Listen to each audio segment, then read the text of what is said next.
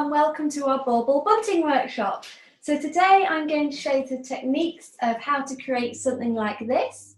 Now of course these are just techniques that then you can choose how to use and create whatever you would like.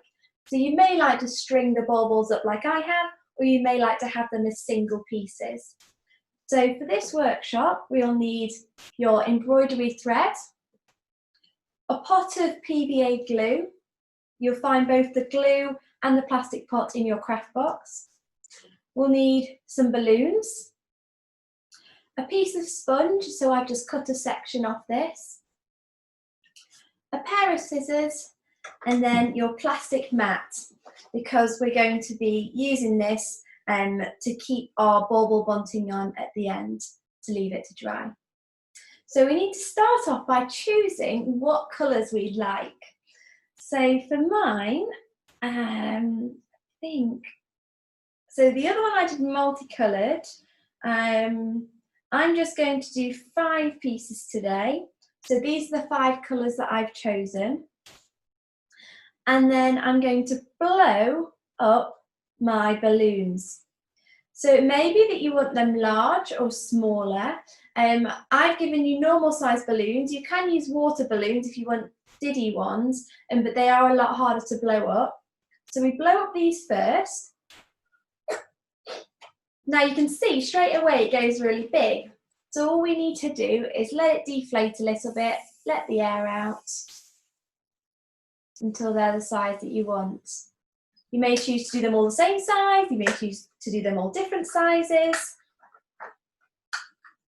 Make sure the knot is nice and tight, and because if any air escapes during this process, because you're going to be leaving it a few days to dry, what it'll do is if the balloon deflates, your actual bauble will deflate as well. Because what we end up doing is we're going to be wrapping our embroidery thread around our balloon, and so we need to make sure that the balloon stays nice and airtight. Now these do require a fair amount of puff, and so don't get dizzy doing them. Just have a break or ask someone else to help you too. And so now what I've done is I've taken the paper off all of the threads I want to use, and then with each colour I've chopped them up into smaller pieces. Not too small, but it just makes the next part a little bit easier. And my reason for cutting them all up now is because we're going to get our hands very, very gluey in a second. And so it's good if we've done all the cutting first and then we can get to the gluing.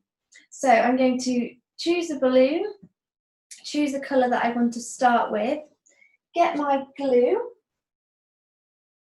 and I'm going to take each piece and I'm going to dip it in the glue. So I'm just lowering it down, and then once I've lowered it down, I don't need to absolutely cover it all, I can leave the end dry. And then I'm going to get my sponge and I'm going to dab it so that the embroidery thread is covered with the glue.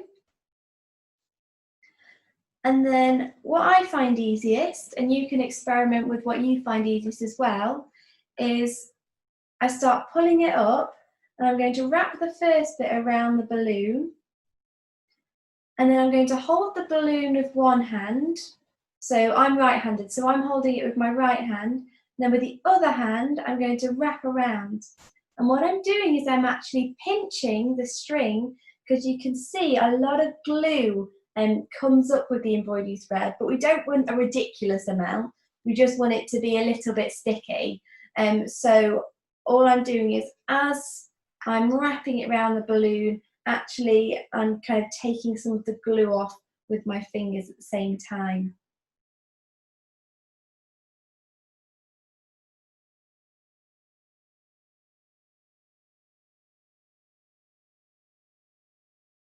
So now I'm just dipping my second piece into the glue, and I'm going to do the same technique, and I'm going to make sure that all of these gaps are filled up with embroidery thread so that I can only see little gaps throughout. This is because when we pop our balloon, obviously, because we no longer have that structure of the balloon inside, it does become weaker, and so we need a good amount of embroidery thread to keep it nice and stable. So once I finish wrapping the balloon in the embroidery thread, I'm just going to leave it on my plastic mat. I'm going to do the same with all 5 of my ones, but of course you do how many you would like to do. And then I'm going to leave it for a few days. We need it to dry so that when we then pop the balloon, the embroidery thread keeps its shape. So I'm going to make sure that I keep twisting and turning my balloon so that all of these areas are covered. And now actually, although I have got a bit more brown embroidery thread left, I think this is enough covered. I'm quite happy with this. So I'm going to leave it like this and then go on to my next piece. One thing to be aware of is that often this end opposite where you've tied the knot is really hard to cover. To cover that, if you just take your embroidery thread, go down to where the knot is and then back up and do that vertically a few times, that'll help cover that area. Okay, and now I've finished these 5 pieces, I'm going to leave them for a couple of days just to dry off.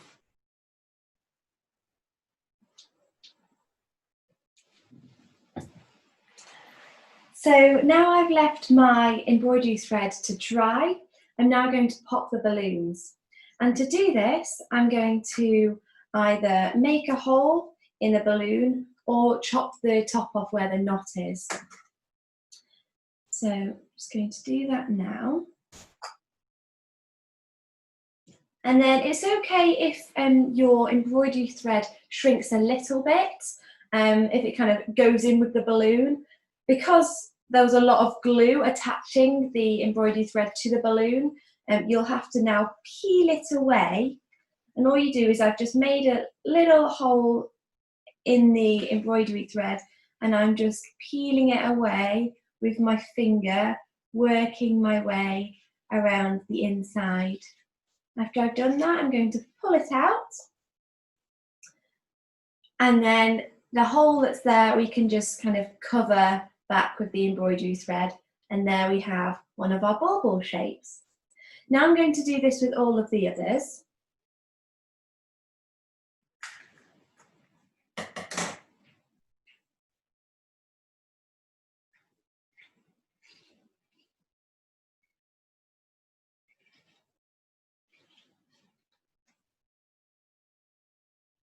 If there are any loose bits, like this here, you can then cut those off, and same with this one here. Or you can try and just weave the embroidery thread back through. Now I've got my 5 bauble shapes. I'm then going to take another piece of my embroidery thread, so choose what colour you'd like to hang your baubles on. So for me, I've chosen white.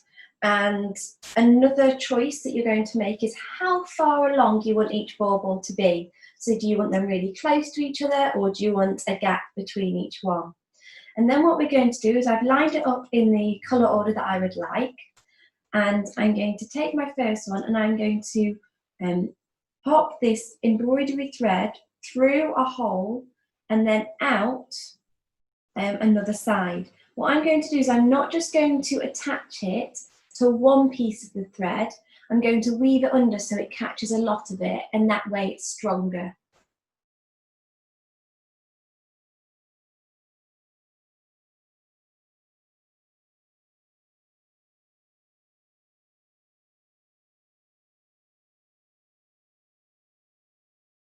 So I'm going to do a knot and then another knot.